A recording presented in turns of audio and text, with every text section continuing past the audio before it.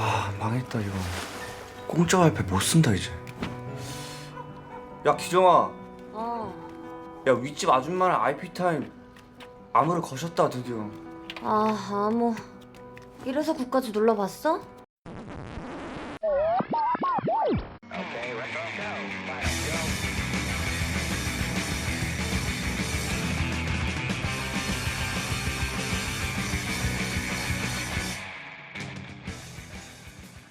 Hello and welcome. Welcome and hello. This is Wait, You Haven't Seen. It's a show where we talk about movies and specifically talk about a movie at least one of us has never seen before. I'm your host, Travis, aka TV's Travis. This is episode number 322. And the movie this week is 2019's Parasite. And here to talk with me about it, it's Nizzbit. Nizzbit, how are you? I'm doing well. Excellent. I have a small confession to make about this one. Uh-huh. I may have forgotten that it was in Korean, and so all of the audio clips that anybody's going to hear are going to be in Korean. Probably, so unless but they that's okay. know, but yeah. That's okay. All right. That's all right. Yeah. All right. So, your history with Parasite. I saw it. I can't remember if it was before pandemic or post pandemic, but I did get to see it. And I mean, I was born in Seoul, so Okay. there's that obvious connection. And it was one of those where it's like, well, I mean, it makes one hell of a statement. It's worthwhile to go see. So, and it was just when it was, hey, here's something a little bit out of the normal realm of the things that you and I had been watching. So, sure, absolutely. So, I had not seen this before. However, I am familiar with Bong Joon Ho and his films. I love Snowpiercer. I adore The Host. The Host is one of my favorite kind of monster movies of the last, I would say, 15 years.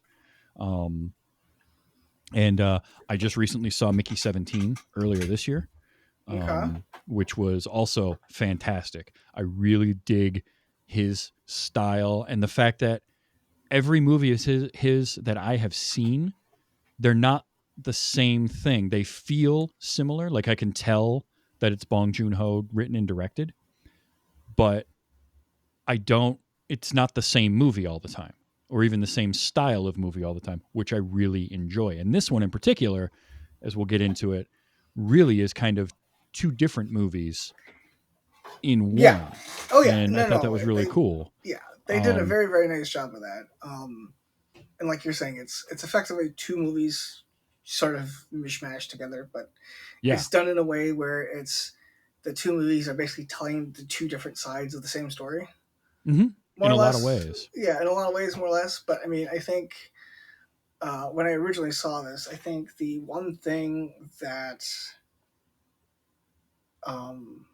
caught my attention most was how severe the disparity from the two families that they were showing was. Mm-hmm. Because it's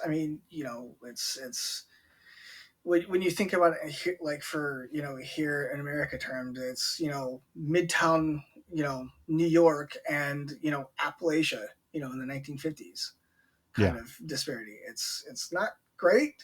It's terrible actually, but at the same time, you can see where things are, see those similarities.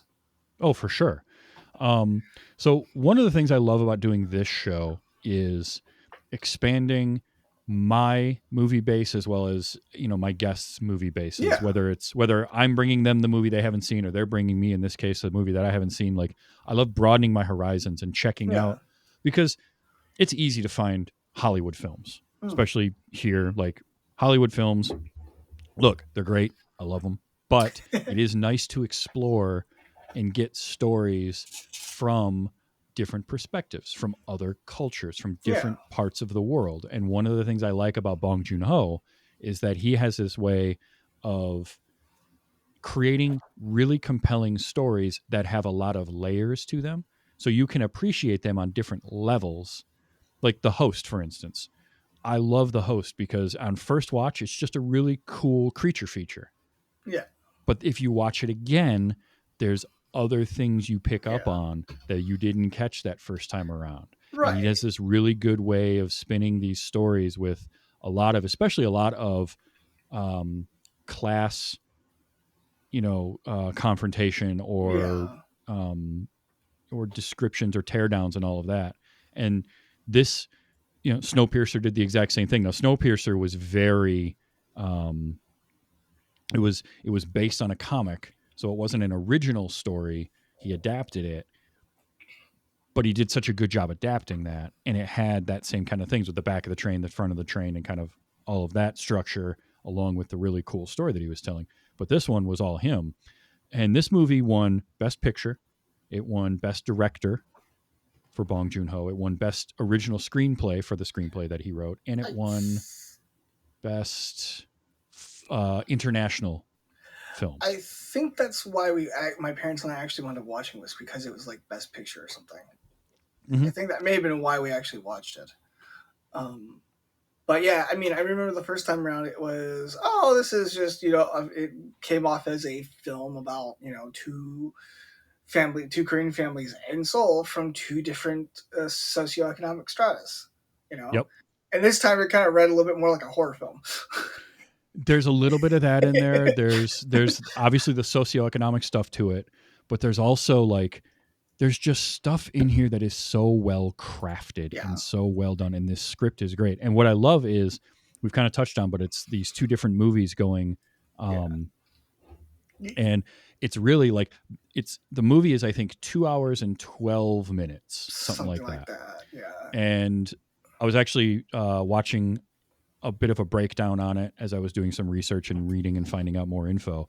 And the script was 141 pages.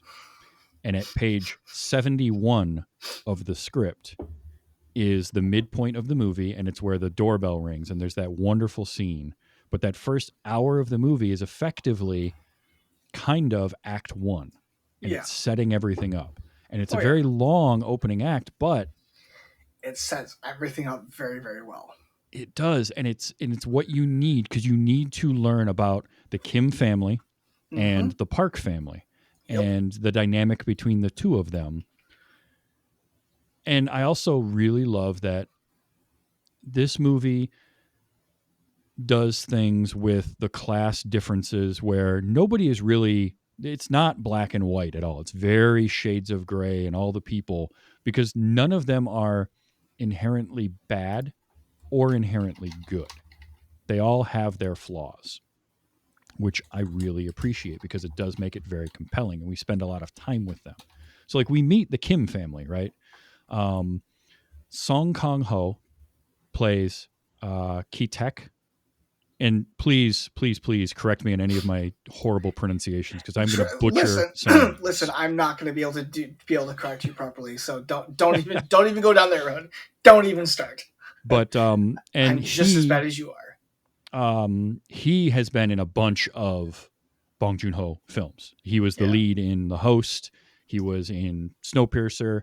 I love him. He is so good in these movies, because he gives you this range of emotion. His performance in The Host gets me every time, because he is so broken, but he's he wants to do well. That's fair. And here as the dad of this Kim family, he's very browbeaten. He's very down on his luck, right? This whole family, they're just scraping by. And the first 5-6 minutes of the movie sets it up very, very well, of exactly how down and out of luck they are.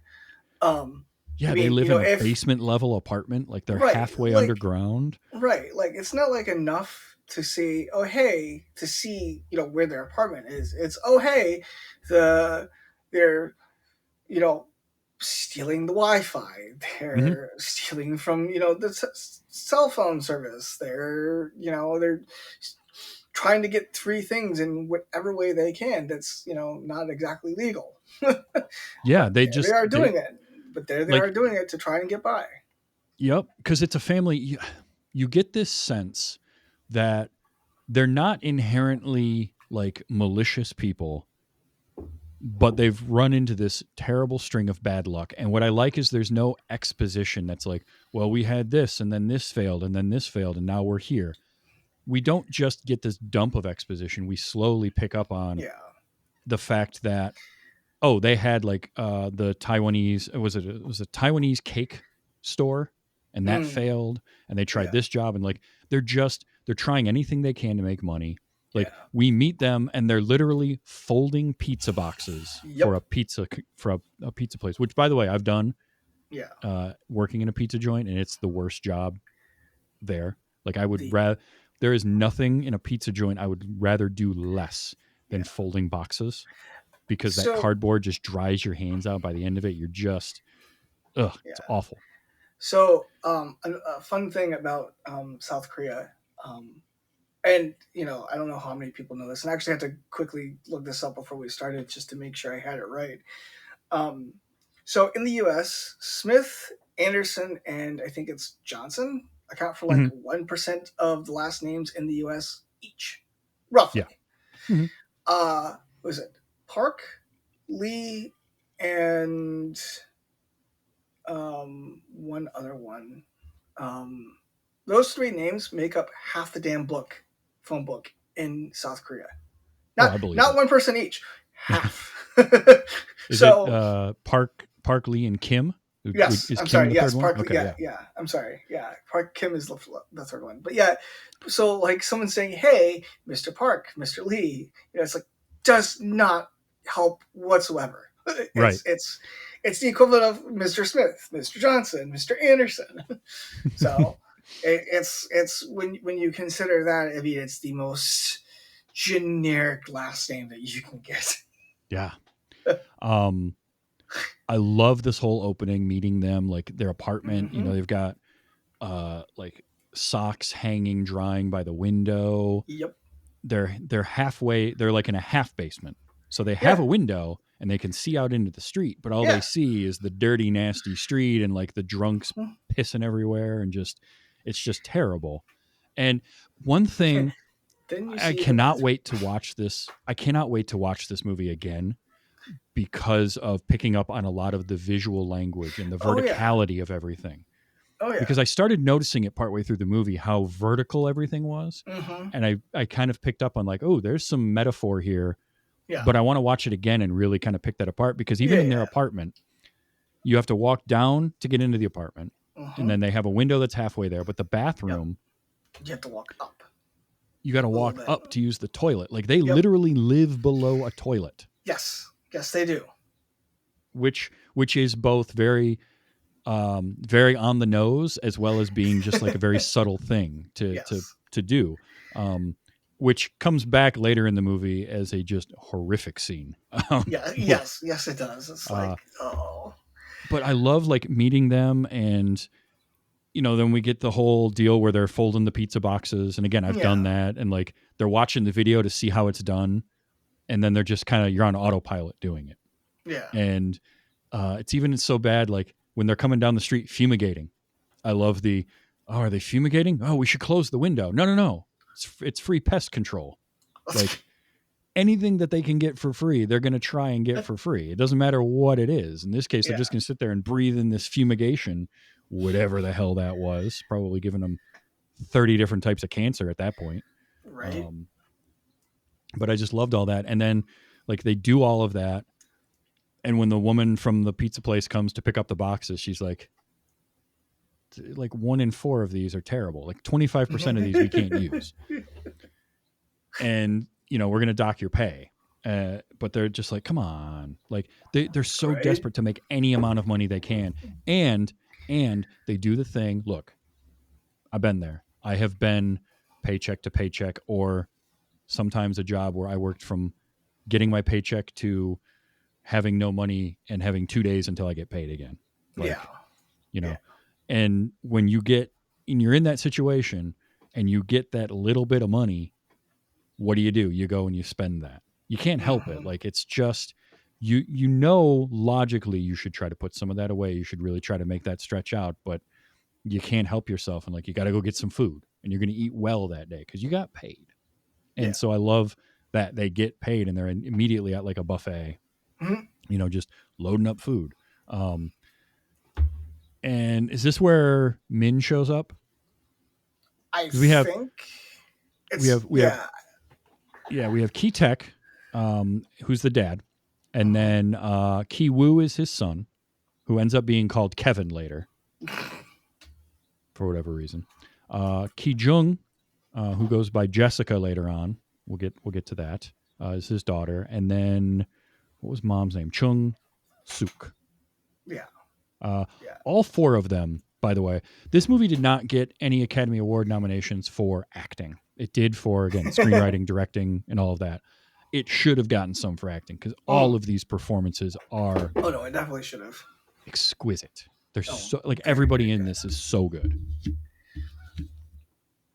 But we get the four of them, and the cool thing I like about this family is it feels like a real family because they Oh yeah. definitely all love each other.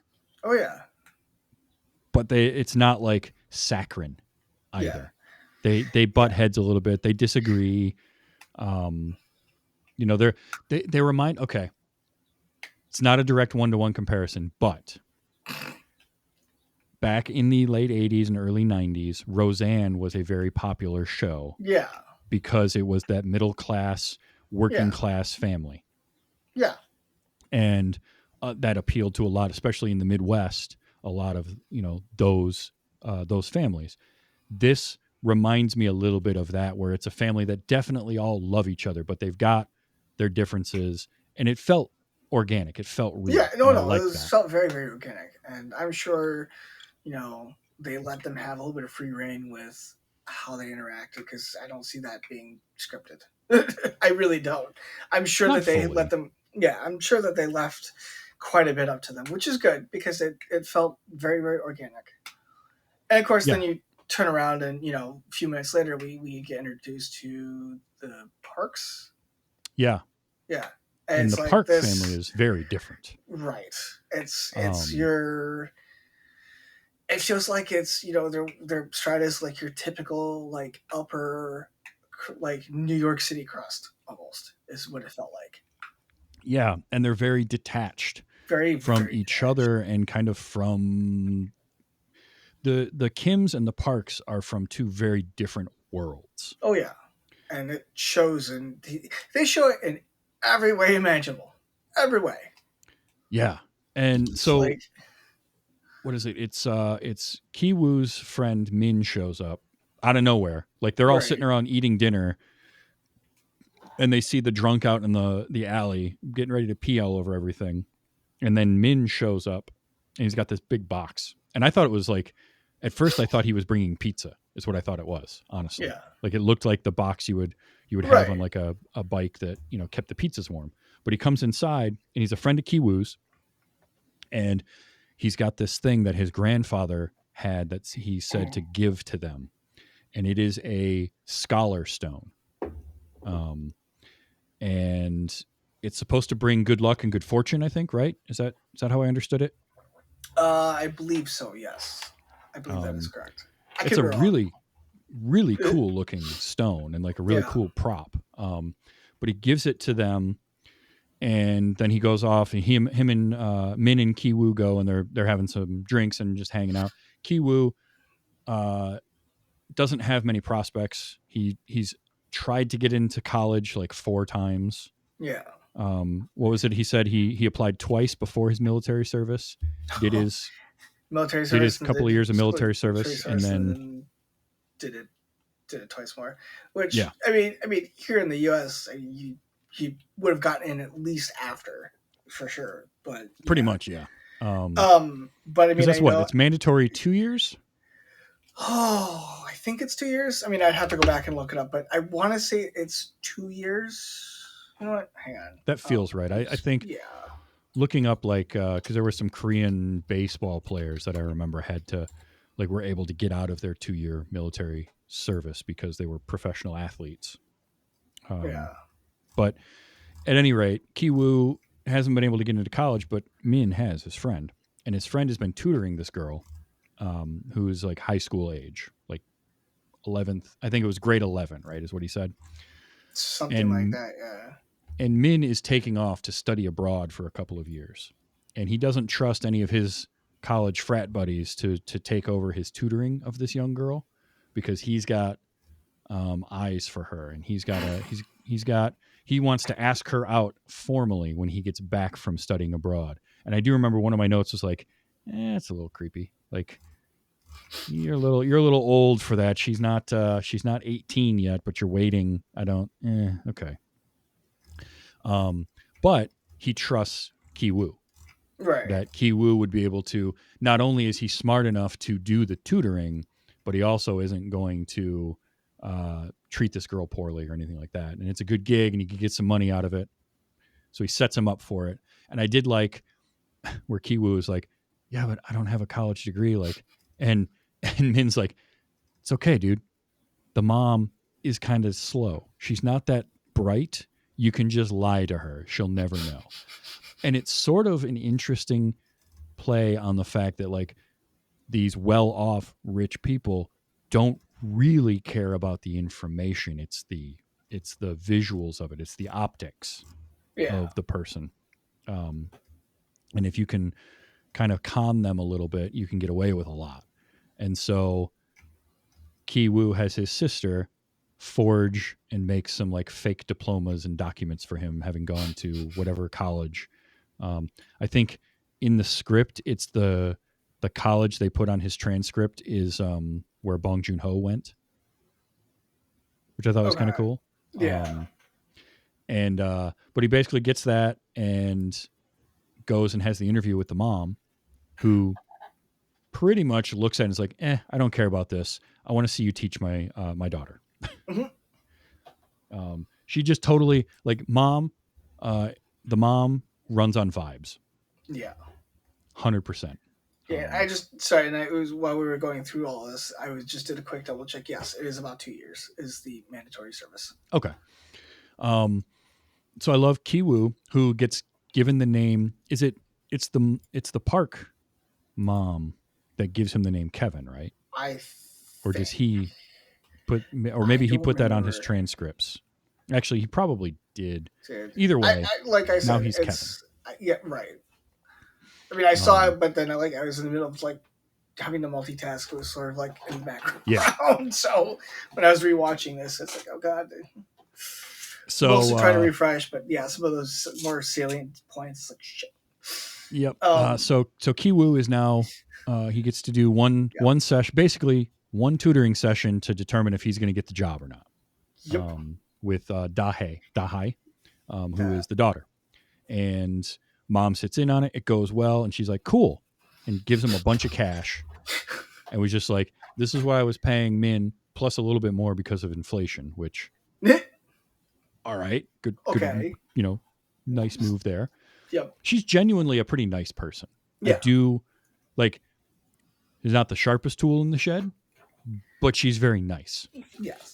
Her heart's, I would say, in roughly the right spot. Yeah. Overall. And so Ki-woo gets that job, and he notices the artwork and the sun. That's what it is. Yes. Yeah, because he notices the artwork, and he goes, "Oh, they're wealthy." I think is roughly what it was.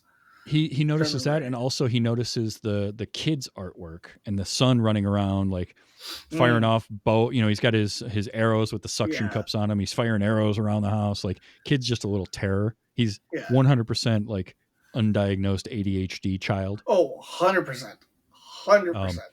Which was funny because the mom is just like, he's just all over the place and all this. I'm like, yeah, dude, kid's clearly got ADHD and you just haven't done anything about it. But Ki-woo gets this idea of like, oh, hey, he does art, huh? I might know somebody who could be an art tutor for him. And I love this. Like, immediately the gears start turning in his head. Because he rubs his sister into it. Yeah. And I love watching him come up with this on the fly. Where he's like, my friend's cousin teaches art, and she just got back from Illinois, from the University of Illinois in the States, because so the Kim family basically are a family of con artists. Yeah, in a lot of ways. Their confidence, and him, like, it's the type of thing where, as I thought about it more, I'm like, yeah, no, he's gathering all this information on this first visit and immediately starts putting it into motion and starts using it. Like he picks up on they've got a little bit of a United States fetish Yeah. because she mentions, you know, oh, we Yep. bought this from the US and we bought Yep. we got this and all that. So like he picks up on that and he picks up on the art thing. Then he picks up. Oh, he notices. I don't know if he noticed anything about the housekeeper, but like eventually the housekeeper leaves, and so he immediately gets like I think his mom to get the job. And it's like, oh well, clearly you all are setting yourselves up to steal from them. Congratulations. Yeah. Well, because I love it because he gets himself the job and then he gets his sister to be the art tutor. And so that's like phase 2 is getting his sister in there. She cuts her hair. She, you know, she goes by Jessica. She comes in and she just, I mean, 100% grifting, just playing that part so well. And she does such a different style from him in terms of how to deal with the mom, where she's very like terse and she's very strict. And she's like, no, I will teach him, but no one else can be in the room. And like, it's just really to kind of put her off a little bit. And so that worked. And then it's, and she, the sister, Ki Jung, immediately starts working her magic the second she gets in there too. Like it's impressive. These two adult, you know, young adults, but how quickly they move into the grift. Oh yeah. Because she picks up on the driver, because dad gets home, Mr. Park, and he's like, well, I'll have my driver take you home.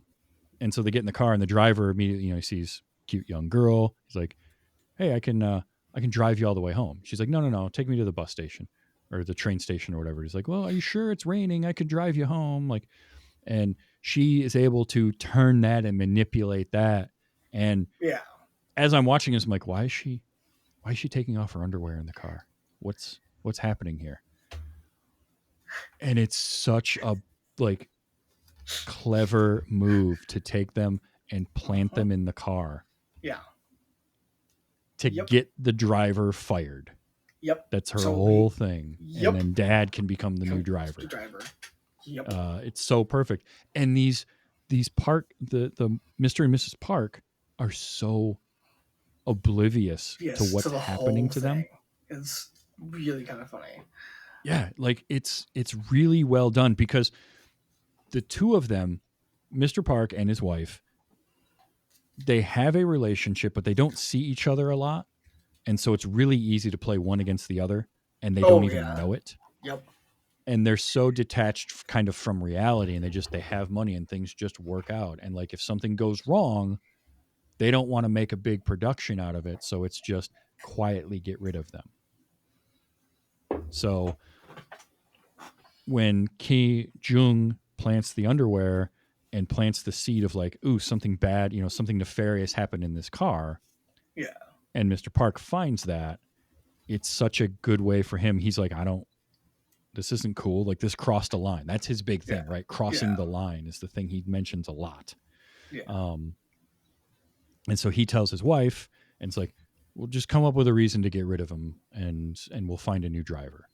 And that gets brought up in passing. And Jessica's like, oh, I happen to know somebody who is a driver.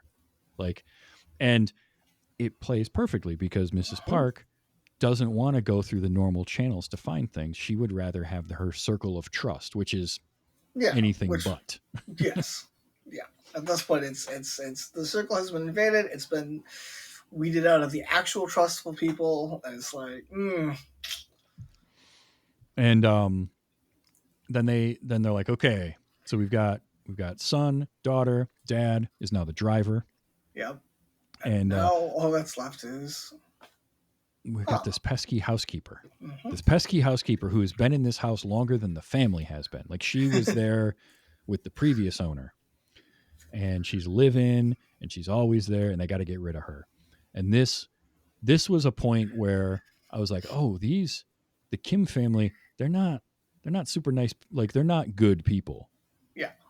You know, they find through, what is it? Ki Woo finds through a conversation with the daughter that the housekeeper is like super allergic to peaches, Oh yeah, yeah. and that's how they figure out they can get rid of her. Yep. But the way they do it, and it's so well constructed. And Uh-huh. again, this is why our Act One being an hour long Long. It, works. it it works. It works because it's exactly how long it takes for them to get all four of them into that household, into the Park Mhm. household. And we can't just have like, because we quickly, like, all right, so Min leaving was their in for Yeah, Kiwoo to just come in and be in there. yeah, And then they didn't have an art tutor, so hey, I happen to know somebody who's an art tutor, and now we've yep, got two of them in. yep, And then they quickly get rid of the driver. That's yep. not that hard because the No, driver's a young guy. The dad is very much about appearances, and oh, something saucy went down in my car. That's not cool. Get rid of yeah, him. But now we've got to take some time to work on who we later find out her name is Moon Glong, yep, the housekeeper. But we can't. They're not just going to be able to just get rid of her because she's been there for so long. yep. So we take our time, and I love how this all plays out because you've got like showing them practicing Oh yeah, yeah, was yeah. exquisite. Very, I very I exquisite. absolutely loved that, and intercutting it with them, really doing it, and him having the conversations, Kitek and Mrs. Park having the conversation about the seeing her at a hospital, and she's there coughing, and it's like planting the seed that, oh, it's tuberculosis, it's TB. Hmm. She's Yeah, bringing TB into the house. Like, okay, I guess if you're going to go for a disease, go big or go home. right, Like, how many people are getting TB anymore? Well, not right. many, but that's Well, one. and yeah, yeah, and it's That's like, one you're well, not going to and mess with. you're right, and you can tell that this was definitely tell that this was made pre-pandemic because it had been done now. That's not what they would have picked, guaranteed. No, no, not at all. So But it's also, it's like, it's so brilliantly done, it is. and playing on the gullible nature of Mrs. Park too. Like, she Yes. is just, they figured out that she is incredibly gullible and will Oh, very, believe very just gullible. about anything she's told. Yeah. Um, And then she pressures the husband. It's just like, ugh. and so Like for boom, the driver. Yep. Moon Guang is gone, Yep. and hey, I happen to know somebody who, or no, in this case, instead of it's I happen to know somebody. This is again, Yeah. this is well thought out and well constructed because one gets in, and oh, I know somebody, and they get in, and then oh, this person knows somebody. But now, if you do that again, It's kind of a little sketch. yeah. So instead, it was, hey, here's a business card for a service that has, housekeepers and drivers and all of this kind of stuff, real high Yeah. end. They were getting a hold of me, but it was the same day that I was coming to interview with you, and I liked you, so I'm here. But, they got good stuff.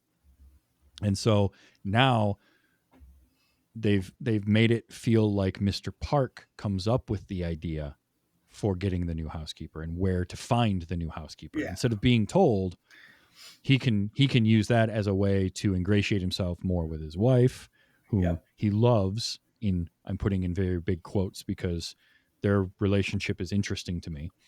Yeah. Because it's definitely not bad at all. It's not They're just bad. It's a little. it's aloof. Yeah. It's just there's not a whole lot of substance there, but they love their kids. Although really they love their son. They don't pay much attention to their daughter Mhm. for whatever reason. It's stems from the culture. Yeah. It's a cultural thing. So yeah, so now we get all four of them. The whole Kim family is now part and parcel, and they're in the house, but they can't let on that they know each other, which has to just be nerve wracking. Oh. I can't Yeah. imagine trying to keep that ruse going. Oh, that would have been hard. And we do have one of my favorite moments in this, especially this first hour, which is Chung Suk is now the housekeeper, and the Park family comes home, and we had a quick moment where Kitek kind of grabs her gives her plays a little grab ass with her as she's walking by, which Oh is yeah, real funny. that's right. Yeah, But that's nobody right. notices that. Like he just does it on the sly. But then the kid, Da Song, goes to him and gives him like a sniff, and then sniffs her, and he's like, they smell the same. And from what I understand, smell is a thing. Yeah. Yeah, that sounds and about sort of a right. class thing, right? Yeah. Am I right on that? I want to say yes. I know, like, I'm not too up and up on that end, but yeah, that sounds about right. And I can kind of see that, right? Because like they mention it later on in the movie where Mr. Park talks about like the smell of somebody who rides the subway. Oh yeah, And yeah, all I of do that. remember that. Yeah. So there's a little bit of that, and also the fact that like the kid is basically picking up on the fact that these people know each other because they're using Yeah. like similar soap, Yeah. which is great because after that moment they're back home, and Mr. Kim is like, Key-Tech is like, should we start using different soap because are they noticing that? Like, it's actually pretty slick to think Yeah. about that, to be like, maybe Yeah. we should all use different soap. And the mom is like, that no, it's not. No, we're not doing that. That's dumb. But I really liked that moment because like this kid notices something and everyone just kind of dismisses it. Yep. And so they've gotten this is a point where they are now fully in the house and everything is going great. And then the Park family decides they're going to go camping for the weekend because it's right. It's Da Song's birthday, and they leave every year for his birthday. Yes. Which we don't know why at this point that they do Right. that. It's just their tradition. And so Yep. they're going to go camping, and this is great because man, the Kim family have won.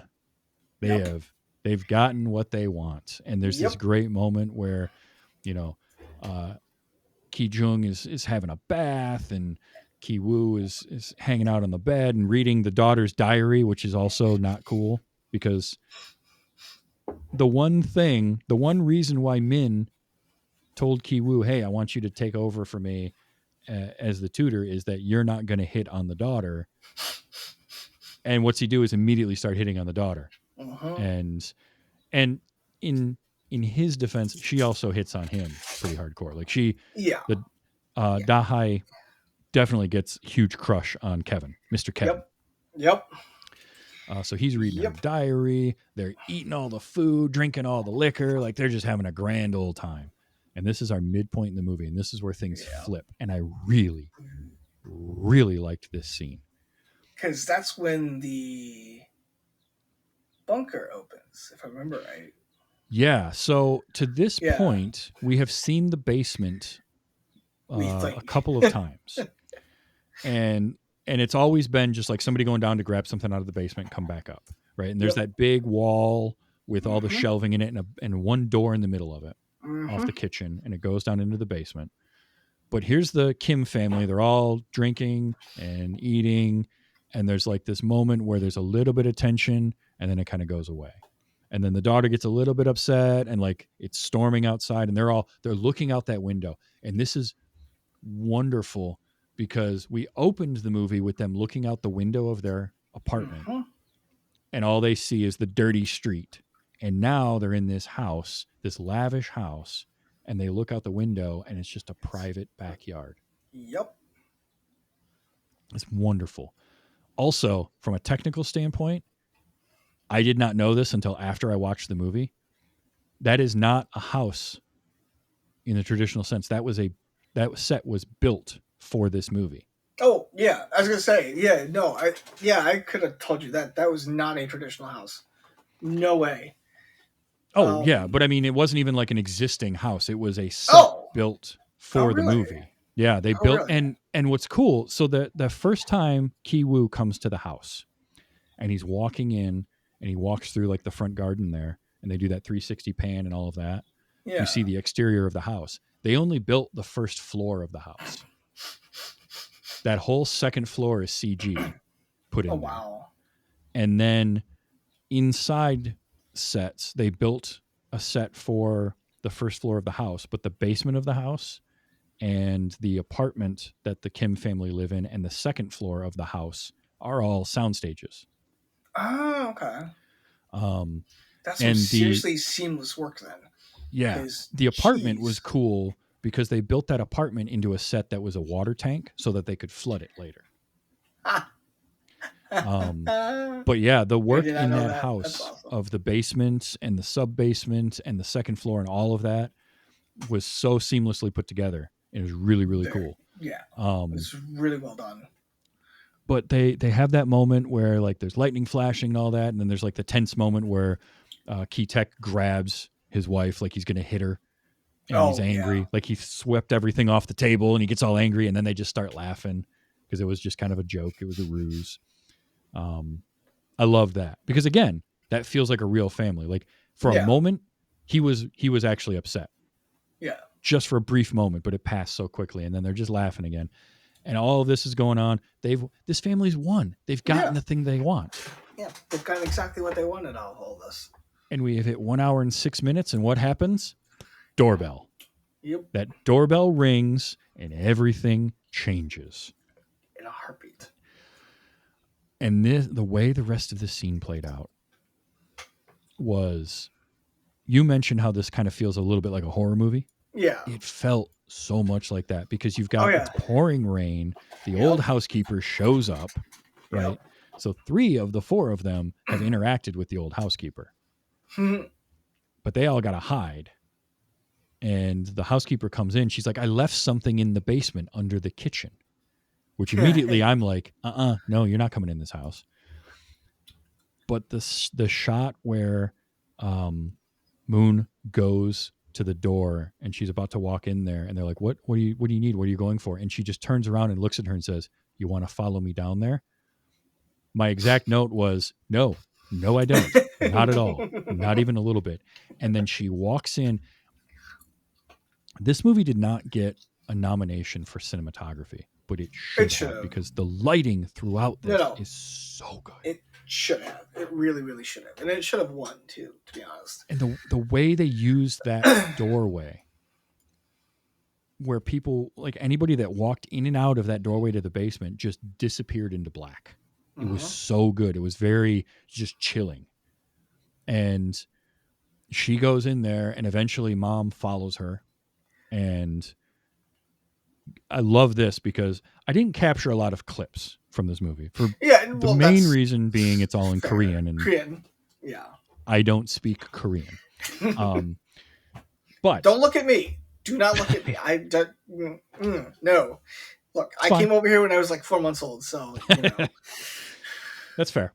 But I did capture this because when Chung Suk goes downstairs into the basement and she finds Moon down there, braced up against the wall, pushing on the cabinet, trying to move it out of the way, which to this point we haven't seen done yet. There's a moment where she's pushing on it. I captured this. Tell me if you hear what I heard, because I heard this and I immediately had to capture this audio. I just want to know if you hear what I heard. So I'm going to play this and then we'll see.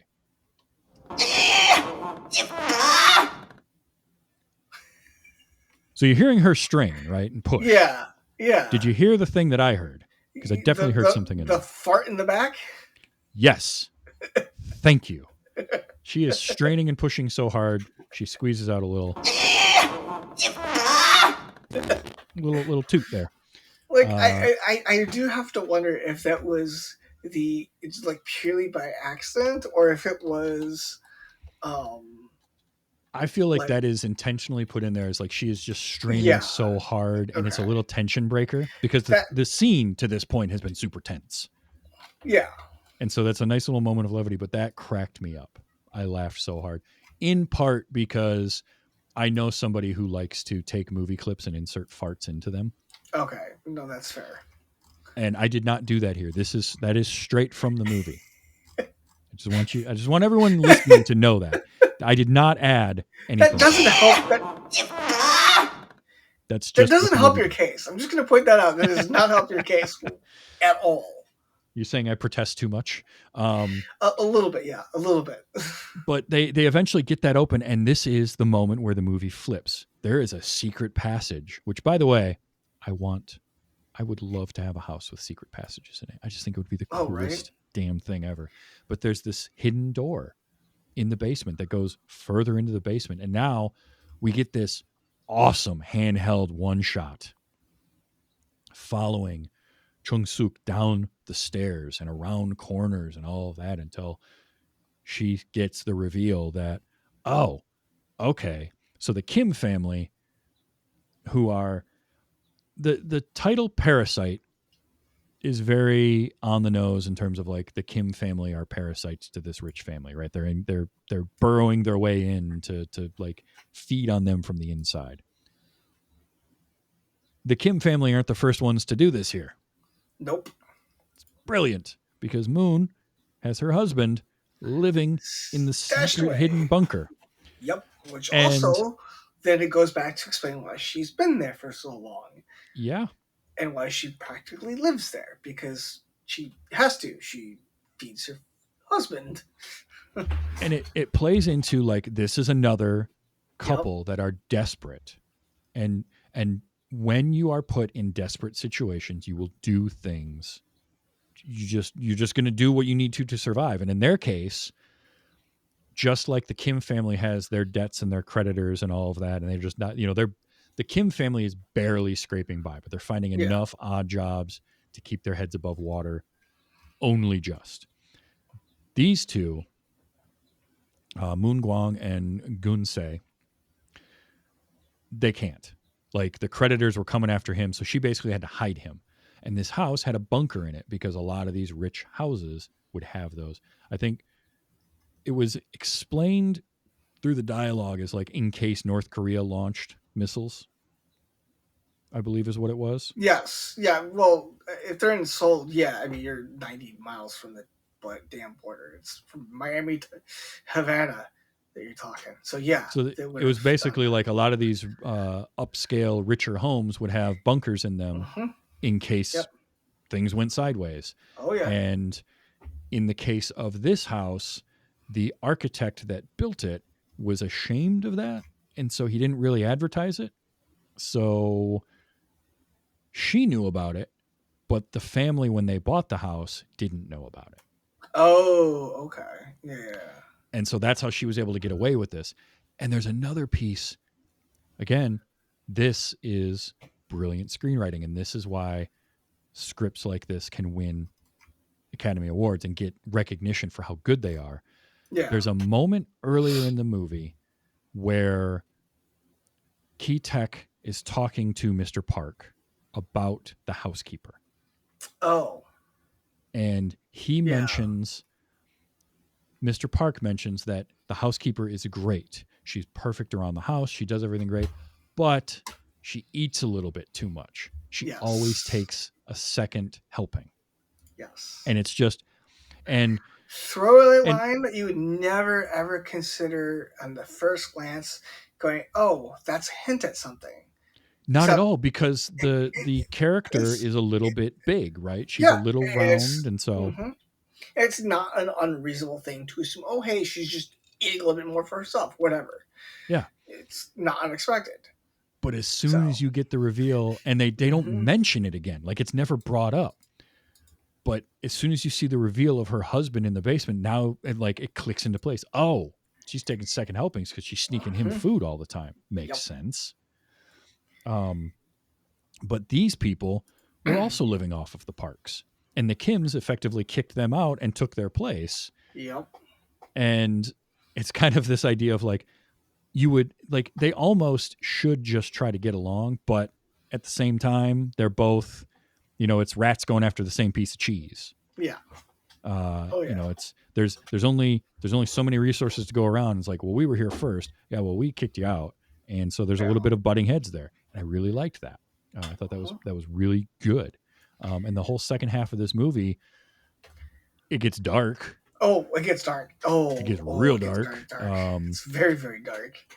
Because Moon and her husband get in this all of this is the catalyst for all of this is literally Key Tech slipping barefoot on some stone stairs. Like if he hadn't slipped and those three fall down, they might have been able to get away with some more stuff.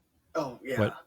But they fall down, and Moon gets them on video, and so now it's like I'm going to tell the parks about this, or they're going to get the police involved, and like so it's a game of chicken, right? Yeah. The Kims are like, well, we'll call the police on you, and now these two are like, well, we'll call the police on you, and all right, now what are we going to do?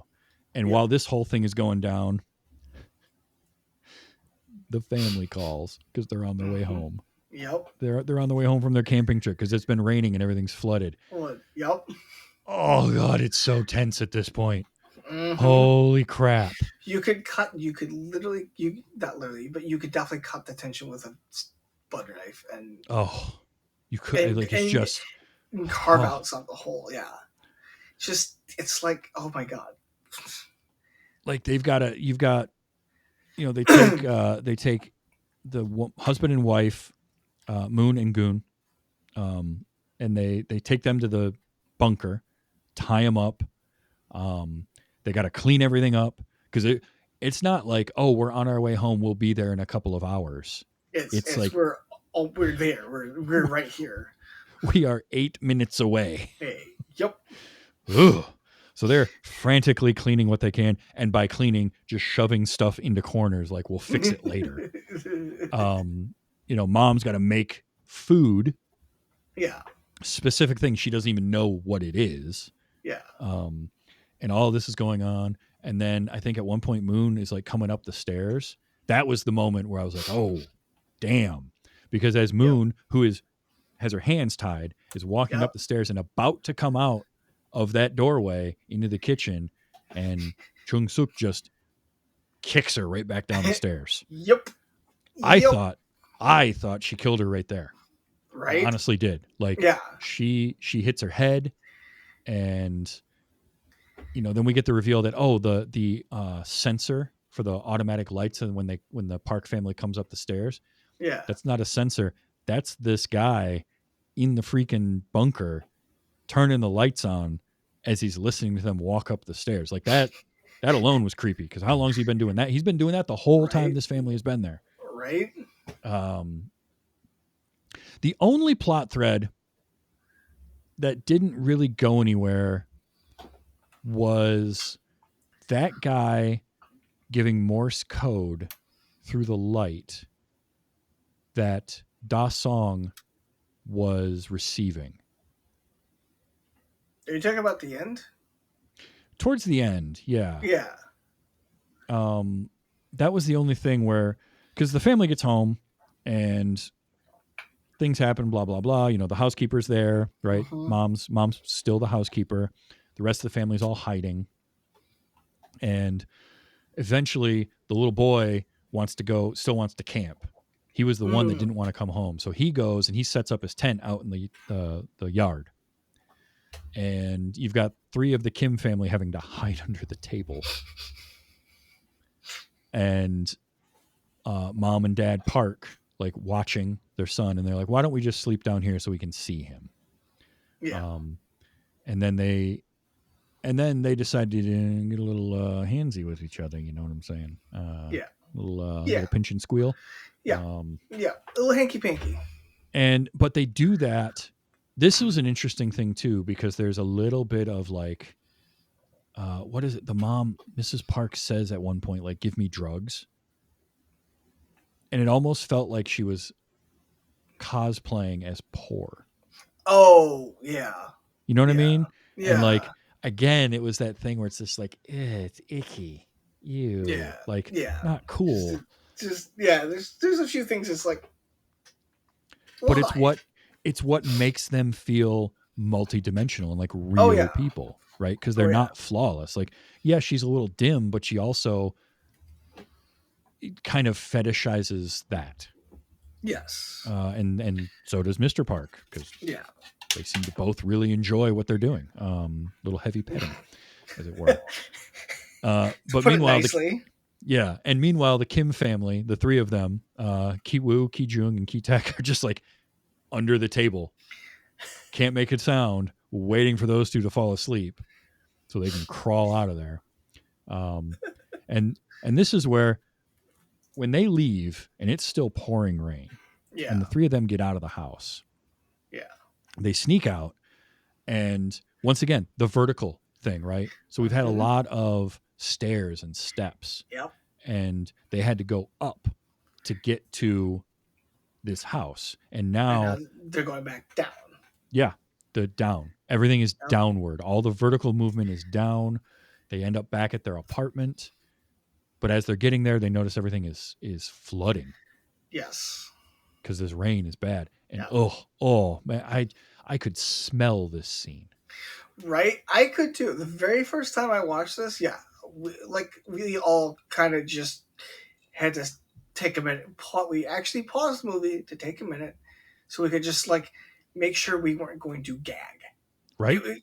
It's just one of those moments where it's like, Because it's all sewage water backing up and Yep. flooding this place, and all of these apartments are flooding. Like, people are desperately trying to get out, and they're going to, like, you know, the Kims are going to their apartment to try and salvage whatever they can. There's just nasty water flying out of their toilet, which again is raised, so it's just Yep. getting everywhere. Ugh. Did not like that at all. But they managed to get out of it. And this is when Mrs. Park decides, we're going to have. Is this where she tells the story about why they go away for Da Song's birthday? Yeah, I because she don't tells the remember. story of the house being haunted. Oh, right. Right. Yes, that's right. And That's right. and it was rough, because that kid, like, he basically had a birthday party and did the kid thing, snuck down to get more cake. Mm-hmm. I get that. I'd do that. Yep. But it also happened to be at the moment where Mr. Say, Gun Say, who's Yeah. living in the sub basement of Yeah. solitude, comes out for his nightly meal. And the second creepiest moment, actually the creepiest shot, but the second creepy shot in this, after Moon saying, "You want to follow me downstairs?" Yeah. That was bad.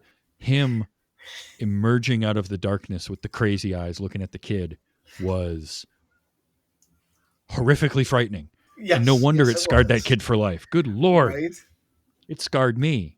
And I am in my 40s. I can't imagine being whatever age that kid was, like 4, 6 maybe? Like, something like that, yeah. and that was the moment that kind of broke this kid, Yeah. in a lot of ways. And I'm not saying that it gave him ADHD, but like, him being already predisposed to that, like, didn't help him. Yeah. But again, the family's just like, they don't really dive into it. Like, they don't get him therapy or anything like that. But that messed that kid up. Oh yeah. Oh yeah. Oof. It definitely would have messed him up. Would have messed you or me up too as kids. So Yeah, I'd have thought my house was haunted, but the dad, Mr. Park, thought that the house being haunted was like good for business somehow. Which is like, it's like, I remember hearing that going, what I think I turned to my parents and go, what the hell is he on? It's like, having a haunted house is only good for business if you are running a haunted house. yes, I feel like exactly. that's, in that situation, sure, good for business. Outside of that, not sure it helps the bottom line a whole lot. But what do I know? But Mrs. Park decides she's going to have an impromptu birthday party for her son. This is our big event. Oh yes, this. So she wants the culmination of the movie. Yep, she wants Mrs. Jessica to be there. She wants Mr. Yep. Kevin, or actually, their daughter wants Mr. Kevin to be there. Yeah. They didn't really pay much attention, but that's fine. The driver, Mr. Kim, he'll be there because he's the driver, and the housekeeper, obviously. And so he takes Mrs. Park out, to do the shopping, and he's like overhearing all of this. the night before that was when they were in that shelter, the like gymnasium, because of their apartment getting Oh, flooded, the Kims. yeah. And this scene was heartbreaking for me because like Mr. Kim, Ki-tak has such a nihilistic view of things Yeah. by that point, right? He the whole speech about like the best plan you can have is to not have a plan because it's the only plan that can't go wrong. Yeah. And what does it matter what you do because it's not going to matter in the end. It's just this really nihilistic view of the world. Yeah. And it was rough.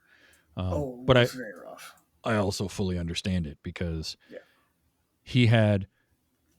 they had achieved what they wanted, or at least Yep. gotten towards that, and then to have it basically all pulled away from them Yeah. in the way that it was. And so he's just sitting there like, what's it matter anymore? And we go home and our home is flooded with sewer water. Yep. And it's just all of this. So he is like in a rough spot. And now he's got to listen to her. He's got to listen to Mrs. Park talking to all her rich friends about, no, don't bring any gifts. Just show up. We'll have food and all of this. And like, that's just making things worse and worse for him. Yeah. He's spiraling more and more. And you've got Ki Woo is like trying to figure out if he fits in at all. Just all this stuff going on. And I did not see the ending playing out the way that it did. Like Really? the climax. I don't know why. It just didn't occur to me that that's where they were going to go with it. And I think because we hadn't think, gone there yet. Right. Well, I I had, been exposed to a little bit of the culture growing up, but not a whole lot. But I think for me, coming from a slightly different place, it wasn't that shocking. It was actually kind of that actually kind of makes sense. I think it was around the point I didn't see how it was going to unfold until we got to the point where Mr. Park and Mr. Kim are like hiding in the bushes. And they've got the Native American headdresses on, and he's explaining to him like, all right, so we're going to have Jessica come out with the cake for my son, and then we're going to show up and attack her, and he can defend her, and blah, blah, blah. Like, and that's when I realized, oh no, this is going to go horribly wrong. Yep. Nothing good is going to happen here. Yep. But I didn't know how. Yeah. I just knew it was going to not go well. Yeah. The way it didn't go well, because Moon has had a concussion. Yeah. Clearly had a concussion from obviously getting kicked down a flight of stairs and hitting a concrete wall. Yeah. And she wasn't doing so well. You've got Ki Woo. No, she was not. Ki Woo, who's questioning everything that's going on, and he takes. I don't know what his plan was with the stone, exactly. I don't remember offhand. Like, I don't know if he thought he was just going to give it to the guy in the basement and be like, "Here, this is yours now," or what. But he's got it with him, and then he slips and he drops it down the stairs. And when he gets down to the bottom of the stairs, he sees Moon laying there, passed out or dead. I think she's died. I think she's expired by this point, probably from her concussion. Yes, I want to say that. Yeah, she had died by that point. Yeah. But her husband, effectively, and that again, man, that was a shot. Yeah. With the lasso like slowly appearing behind him. Yeah. And you're just like, oh no, oh. Yep. And wraps him up, and like Ki Woo barely gets away. The two times that when he gets to the top of the stairs as he's running away, he's got this lasso around his neck and the like cable kind of stretched behind it. And he's getting away, he's getting up the stairs running. Dude's chasing him with the stone in his hands, this big heavy stone. And when he gets to the top of the stairs and then gets like just the rug pulled. Oh yeah. Yeah. And dude shows up and just takes him out, hits him with that stone twice. Yeah, it's like, dude, the once is enough. Yeah, he's not moving. He's not moving. What are you doing? You're just making it worse. Second time. And somehow Ki Woo survived that. We'll get there. But he does that, goes into the kitchen, grabs a kitchen knife. He is rough, by the way, because he's been doing this Morse code with that light, and he's had his hands bound, so he's been smashing his head into that light switch for a while. So he's all covered in blood and just looking nasty. And he grabs that knife and he just walks straight out into the party full of all these rich folk and walks right up to Jessica, right? Ki Jung, who's got the cake in her hands, and just straight up stabs her. Again, Yep. not how I thought things were going to unfold. Nope. I had a feeling somebody was getting roughed up. I didn't know it was going to be her, and Well, I I didn't know it was mean, going to be from him. I don't know if it's just telling because of about the movies I've watched. It could be. It could just be a result of the different movies I watched over my life. But for me, that tension, like that midpoint tension, is like kind of that point where I'm like, here's where things are gonna start falling apart around them, and don't know how yet. I just know that things are gonna start falling apart around them, and then by the time we got to the thing, it's like, and they pulled out the axe? I think it was. Yeah. It was like, oh, okay, I know where this is heading. Yeah, so she gets stabbed, and then it just goes all haywire from that point. And everybody, you got people running away. You got mom, Chung Suk is like fighting with him, and just it keeps going back and forth. But then there's the moment where Ki-taek is tending to his daughter, and she tells him to stop pressing on the wound because it makes it hurt more. And something in him just snaps, and he grabs the knife, and he goes right to Mr. Park and just stabs him. I know what it was. No, what it was is he, the kid, Da Song, started having a seizure. Right? He started freaking out over what was going on because he saw the face. He saw the face of the guy that scared him years ago. And part of that story was that they had to rush him to the ER. And so this happening again. And so Mr. and Mrs. Park are like, we got to get our son to the ER.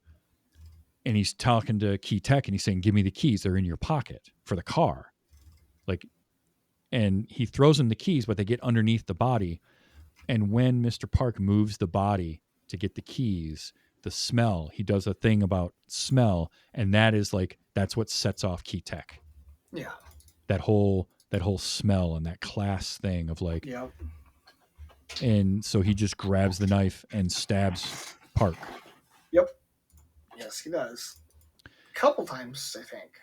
Yeah. Remember, and so it was not a pretty sight. And then leaves. Like everyone else is left, and he follows down the stairs and gone. Yep. And then we flash forward a month to Ki-woo waking up in a hospital because somehow he survived. Right. Well, okay. So when he goes to disappear, they show this at the end of the movie, a little bit closer to the end of the movie. But did you notice as he's disappearing into the garage? Did you notice something that they have in that shot? I might not have noticed it on this watch through. I might pick up on it.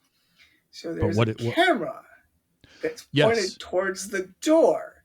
However, the wire is cut. Yep, and Or that was not cut. I don't know if it was cut or if it was just like it was cut because when Moon showed up earlier, I did notice that because when Moon showed up earlier in the middle, she mentioned that there were cameras, but she cut the wires to them so that nobody would see her. Yeah. There again, though, it's mentioned once and then not mentioned again, but then shown, and I like that because that is treating your audience with respect. Yep. Because we've already been told this. We don't need to be told it again. Yeah. And it also forces the audience to really start paying attention too. Yeah. Oh yeah. I mean, everything going on has a purpose and has a meaning. Right.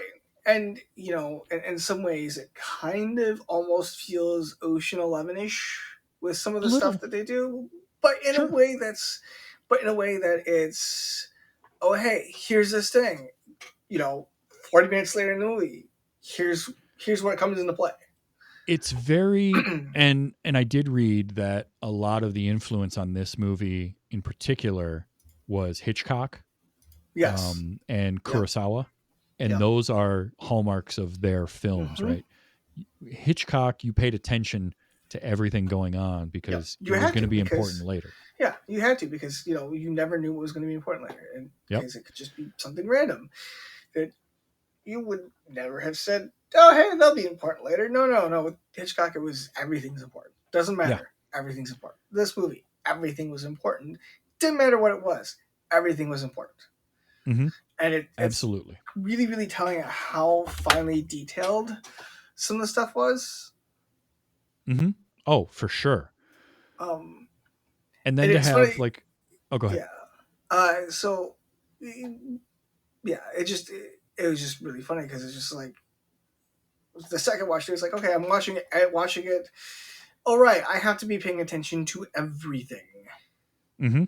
Yeah, and it No. benefits rewatching because Oh you'll yeah, pick up on those oh things, yeah, and that's I love a good movie that does that because it's sort of the best description of that I've ever heard was it's like going to see a play where you sit on the left side of the auditorium and you mm-hmm. watch a play on Right. stage, and then you go back and you see the same company, same Same. cast perform the same play, but you sit in a different part of the theater, and Mm-hmm. it's a different experience. Oh yeah, And that's what rewatching a movie like this gives you oh because yeah. now you Well, know these things and you pick an, up on them. another movie that I know I can think of. I don't remember if we did this one or not. Was the Book of Eli. That benefits Yep. actually from two watches. You have to watch that twice to Yeah. get Oh, for sure. everything to make everything make sense. You have to watch that twice. There is no watching it just once. Nope. No. Well, because there's so much to get out of it a second time Yeah. because the script is so well written because Mm-hmm. the action during the movie everything is informing everything else, and there's a Yeah. lot of great visual storytelling. It's not done through dialogue and exposition exclusively. Right. There is dialogue, there is exposition, but there's so much. Another influence on this movie was Mad Max Fury Road. Oh, yeah, Bong I Joon Ho could talked about how see that that. movie is such a great representation of visual storytelling, and it Yeah. is like Yeah. Fury Road is top tier visual storytelling. Yeah. And So I really enjoyed like that. this is one of those few movies where you could take out half to three quarters of the dialogue and the movie would still make sense. Mm-hmm. Oh yeah, absolutely. like this, you would still understand exactly what's going on in the movie. Now, to be fair, you kind of already have that with it being in Korean and not English for the American audiences. That's So true. you're already kind of halfway there. You are, but I think in a way what that does as a director, because if this were a film that Bong Joon Ho had written and directed and it was just a Korean release and he hadn't Yeah, established himself yet, that's one thing. But he yeah, had success with Snowpiercer, yeah. and That's true. the host had made some crossover. And I think, was it Okja Yes, was another one of his. yes. And so, like, he was a known quantity. And I do think that he smartly would have, because I was reading about this, he had somebody who worked with him on set that would help him to do the translations to make it kind of Mm, make a little bit of sense in terms of okay. the subtitles and kind of how it was going to translate to English. But also it tells you that he knows how to write a story because he can write the story and all the Yeah, dialogue can be in Korean. 97% of it is in Korean. There's a yeah, couple, I did actually capture a couple of English lines, yeah. but it doesn't matter whether it's in English or Korean. They didn't have to do a dub for this movie Right, because they because did the subtitle and they did it well enough, and it mhm, translates. It's one of those few movies that translates across the language barriers, and it's absolutely. really, really cool. Hmm.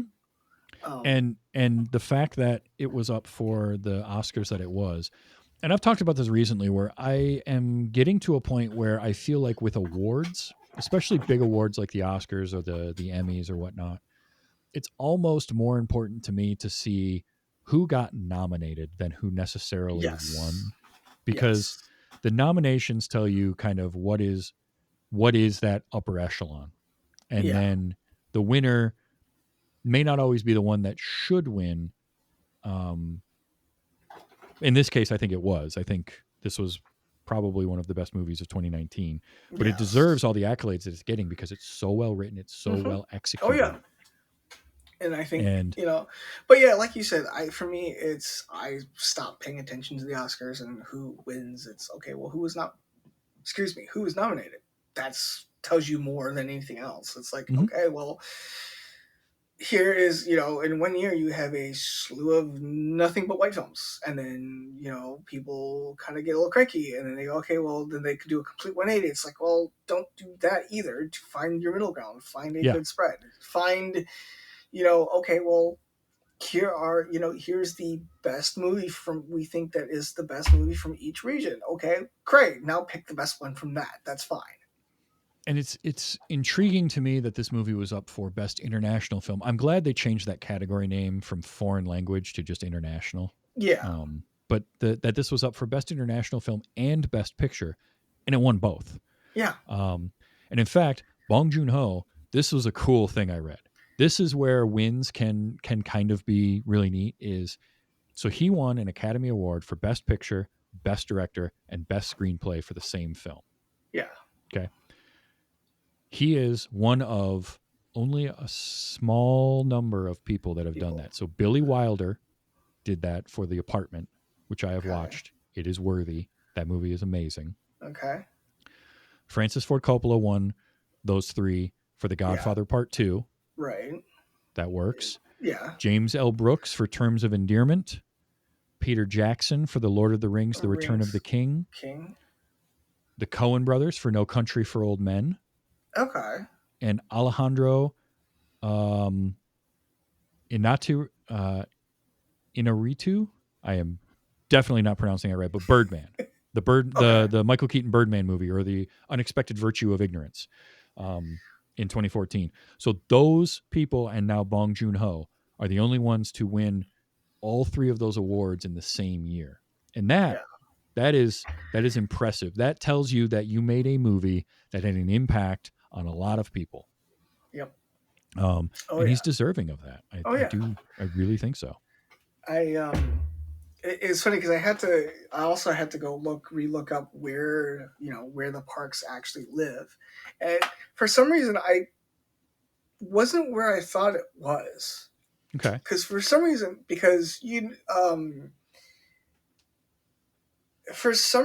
thought it was Gangnam style, that because that's also a district in. Yep. And actually Gangnam's actually right next to the district. I forget the name of the district, but the district where the Olympic Stadium is. Okay. But it's not. It's in Seoul's Beverly Hills. It's in. I forget the name. I am not going to even try to pronounce it because my brain just does not want to go there right now. But yeah, was, and then I think the parks were like in like the poor downtown area, which means if I remember right, they had a hell of a way to go. Yeah. Between the two, so. But yeah, I would say the one thing with the movie, and it's not the movie's fault, not getting any nominations for acting is kind of crazy to me, because I mentioned it earlier, but like Song Kang-ho should have gotten nominated at the very least. He is so good at these kinds of characters where he's almost comedic at the beginning, right? He's goofy, but there's this underlying darkness and tragedy to his character by the end of the movie. Yeah. And he gives so much emotion in there. Like all of that, everyone in this is spot on and so good. But he in particular, I feel like, was almost on a different level from everyone else. Him and Choi Woo-sik, who was Ki-woo, his son. Yeah. Ki-woo and Ki-taek, really just, there's something about their performances that is so really good. really good. Yeah. And this is definitely one of those movies where it's like it's a nice insight to probably at least the then socioeconomic stuff over in Seoul. Mm-hmm. Not so great necessarily. I mean, unless you know what you're seeing, you know, maybe not Yeah. so great insight for like the culture, you know. But Sure. you know, it's still a nice um, snapshot of Seoul. You know, Mm-hmm. doesn't get quite as many places would have liked for them to have gotten, but you know, having been to Seoul, I haven't been back to Seoul, I've been to, you know, like Lotte World, I've been to, you know, some of those big attractions. It's like, okay, well, kind of wish I had seen those in there, but at the same time, it's like, no, that's not what this movie's about. So, Yeah. um, And I love the fact, like, there are some directors that will come to a project with, I've got a message and I'm going to weave that into this. And I do feel like Bong Joon Ho, Jordan Peele does that a lot, where he's got a commentary to make within his yeah. movie.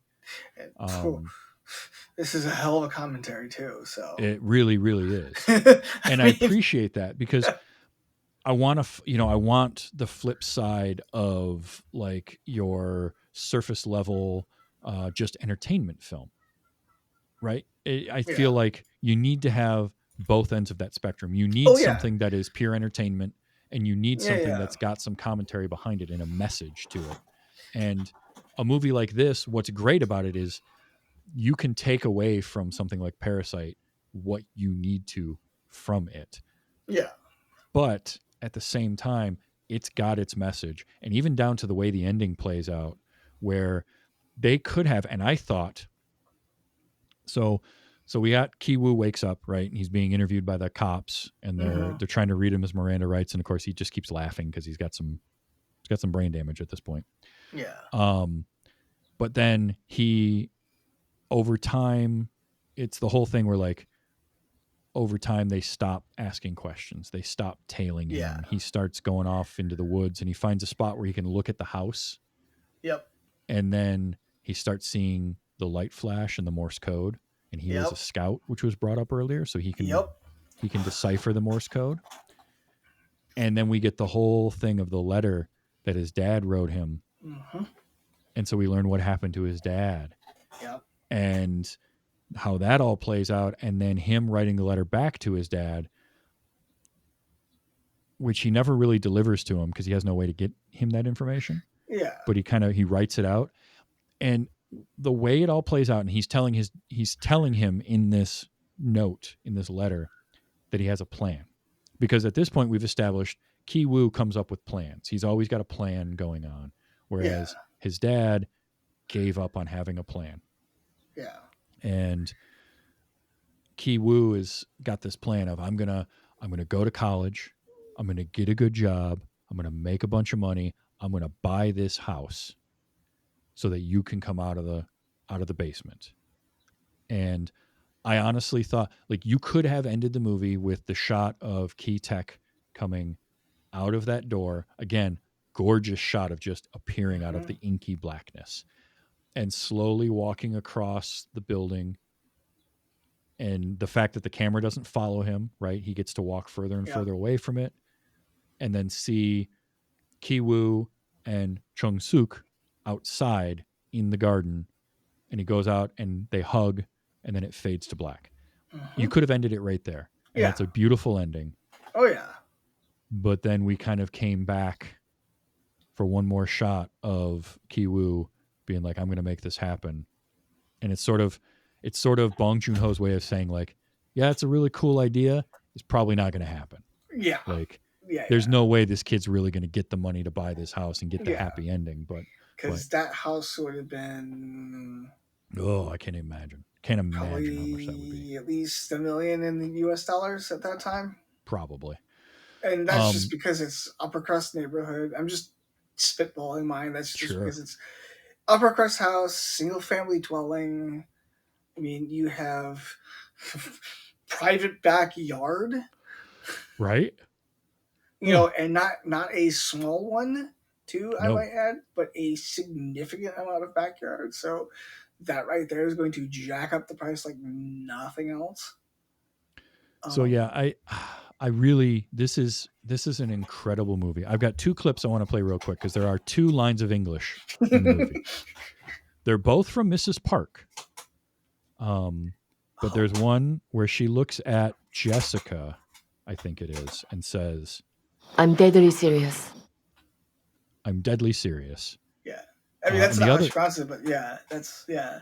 yeah, Deadly the serious, yeah. the other one is her talking to Ki Woo, and she says, 어, Is it okay with you? I just thought it was interesting to have a couple of lines of English in this Yeah. entire movie, especially given that Ki Woo, his whole in was being an English teacher, an Yeah. English tutor. Yeah.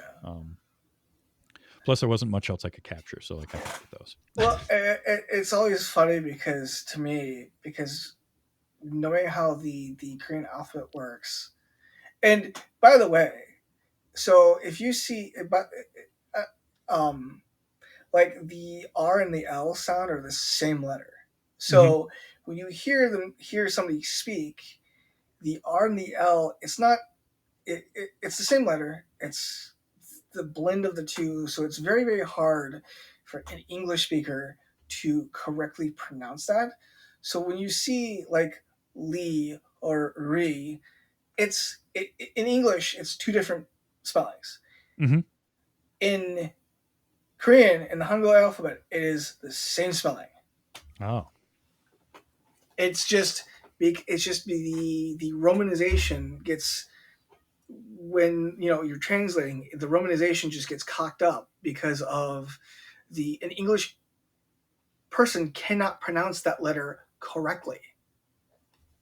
makes sense. It's just not Yeah. a letter that we have in our language. So Right. Well, and so like for me, it's always funny because I can always kind of tell here, when that letter comes up, it's like, okay, well, okay, if somebody is pronouncing it correctly, like, pronouncing an R and L correctly from, Korea, they probably have spent most of their life speaking English, not Korean.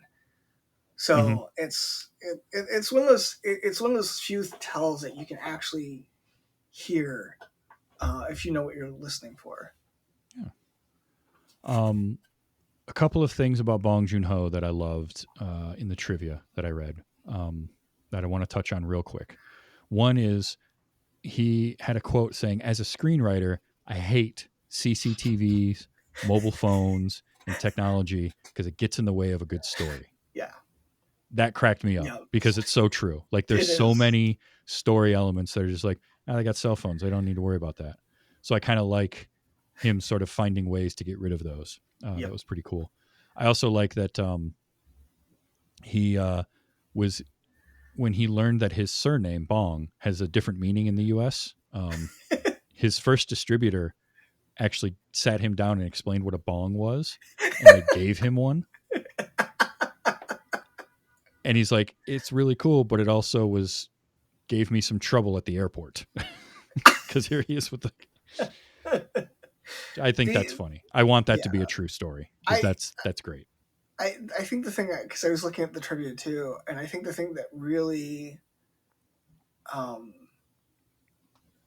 really hit home, like really was poignant, is that if the guy who played the father hadn't signed on, he wasn't going to make this movie. Just right.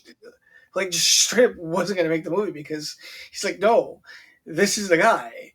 If I don't get this guy, I'm not doing this. Is basically how it went. Which you see the movie, you see him act. It's no, I understand that decision. I get it. I do, and because they've worked together so many times, like he knows what he's going to get from this actor, and this actor knows how to interpret his writing and his direction. Yep. So it's a perfect marriage. It's a perfect match. And it's always nice when a director has an actor that they can go, here's the script, doesn't have to say anything else to him. Yeah. And the actor can then give a world-class performance and never, ever, ever have to get any notes from the director. Yeah. It is a rare kind of relationship. Mm-hmm. And I Also, love seeing it. yeah, I also saw on the trivia that this thing was shot in 77 days. Yeah, which is impressive. Like, Very impressive for, especially for this length. It's like, oh, because there's a they either lot, had some long days or everybody got a lot of stuff right on the first take. and I Because do holy think crap. like I feel like Bong Joon Ho does a lot of preparation, and Yeah, so that's that I'm fair. sure helps. Oh, yeah. Yeah. But yeah, 77 days is, it's not a short shoot by any stretch, but Stretch. it's not incredibly long either. No. No, look, Yeah. this movie, if you haven't seen Parasite yet, what are you You- doing listening to us talk about it? Go watch it. Right? It's on Netflix right now. It is Mm-hmm. every bit as good as you've heard. I really do believe that. Or better than what you've heard. Yeah. And Yeah, I was able to see it very blind, which I think helped quite a bit. But even knowing what it is now, like I want to watch it again. Oh yeah. I mean, you watch it a second, third, fourth, fifth time. I mean, it's a great movie. Mhm. It's And it's highly rewatchable because mhm. it does get dark, but it never gets too dark. It never gets too No. uncomfortable where you're like, Right. I don't need to see that again. Like it, and I do think that there's a really good commentary in there. Oh yeah. And you can take a lot from this. So it's absolutely worth watching. I'm so glad that you finally got me to watch it. Well, of course. I mean, I like I said, for this one, it was okay. Well, I've been trying to find stuff other than our usual fare to watch because and this one was one of those. It's like, okay, well, no, this is a really good one, and I forget how it came up. I think we were just talking about what else hadn't seen, and this one just came up, and And it's just fun to expand the horizons mhm, and view something else. Like I love watching films from other cultures, as I mentioned earlier, like yeah, watching Korean films, watching Hong Kong films, watching European films. It's a lot of fun to watch those and see how different areas and different societies and different cultures tell their stories. And this one, just I really like the way that Bong Joon Ho tells a story. So definitely watch this one. But yeah, this was a good time and a great choice. So thank you for yes, that. you're welcome. What have you got going on that you would like to tell people about? Oh, right now I don't have much going on. Right now, Okay. in August, I have Indie FurCon that I Okay. help staff, and that's always a good time. Other than that, I don't have anything in the near future. Pretty much, it's right now. Started a new job relatively recently, like I told you before we started recording. So I mean, that's kind of been my thing right now. Sure. Um, and beyond that, I mean, I'm not on X anymore, but I'm on like Blue Sky, um, under Nizzbit. So, Excellent. um, other than that, I mean, Discord. If you're on Discord, Yeah. so pretty much Cool. wherever I have a social media, I'm usually some variation of Nizzbit. So, Excellent. Well, thank you so much for being here. I've got an interesting one next week. So I'm going in a very different direction for my next oh, movie. oh, Dr. Jerry Tolbert will be coming back. He hasn't been on the show for a little bit, but we're getting him back.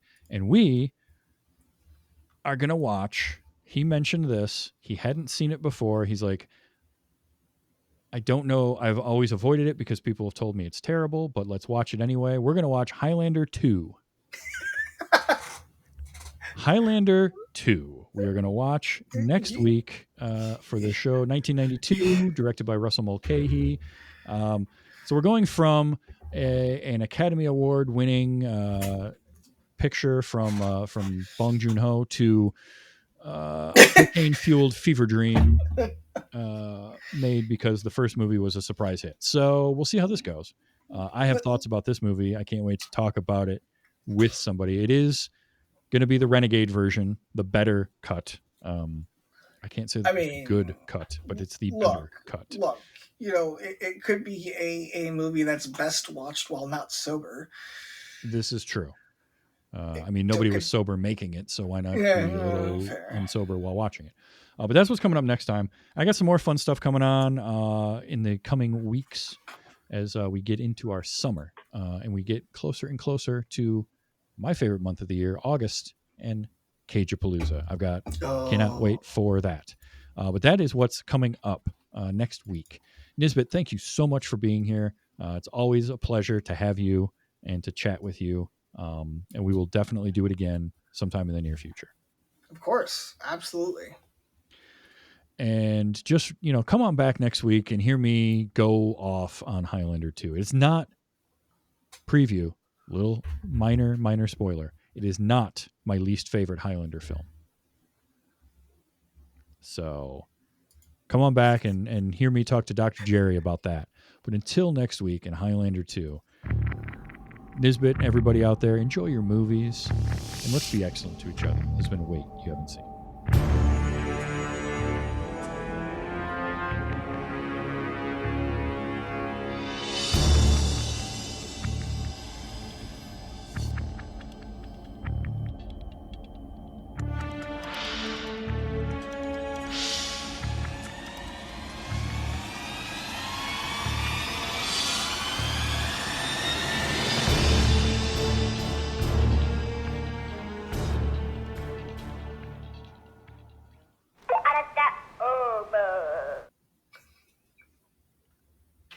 We didn't talk about him enough, but that kid was adorable.